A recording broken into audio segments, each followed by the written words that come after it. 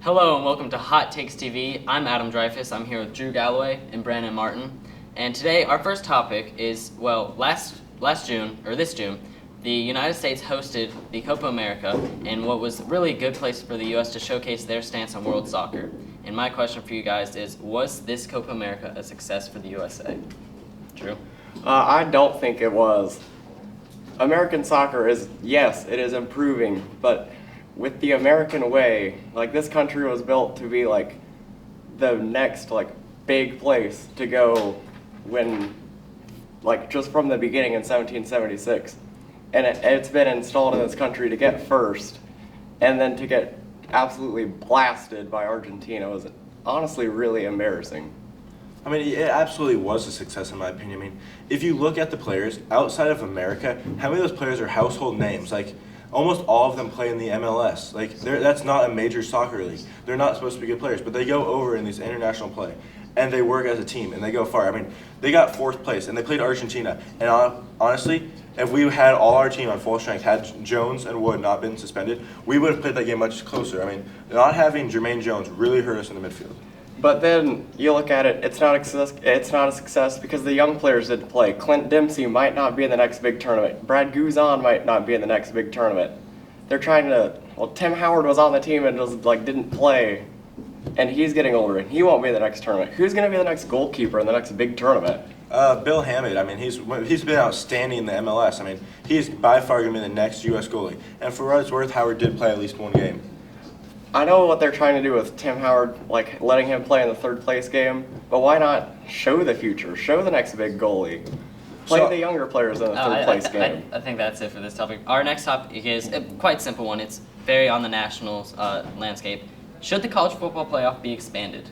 Brandon? No. I mean, you can go to 8 teams, and then there will be the first 4 out there will be like, oh, we were better than so-and-so. You can go to 16, and we'll saw people complain, oh, we should have slid in at 16. You can go all the way to 108, and the 109th people complain, oh, we should have got in. How much farther can we expand it? I mean, teams are always going to complain, and there's always going to be, oh, so-and-so should have made it instead. So why? I mean, it's not worth expanding it. I think it's totally worth expanding. There can be 8 elite teams, but then the 9th team, there's always a difference in record of at least 2 games. But between 8 and 4, the difference in record is maybe 1 game. Are you gonna penalize the number 8 team for losing 1 more game? Yeah, but then you can go look at the number 9 team. They might have the same record as the number 7 team, but they could be a stronger team, and they're still gonna be like, oh well, we deserved it. And people are gonna be like, yeah, they really did deserve it because the 8 team may get blown out.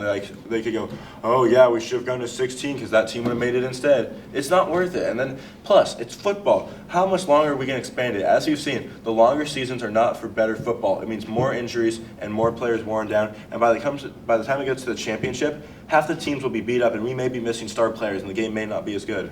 I'm going to cut off there. And now onto our final topic. A very hot topic in the NFL landscape is, should the NFL be doing more to combat the concussion problem? Drew? Yes, because former players or former heroes in the sports world are killing themselves because of this CTE, and it's a big problem, especially for the younger kids. Now, concussions are the problem is so much bigger than it was before. Players are bigger, faster, stronger.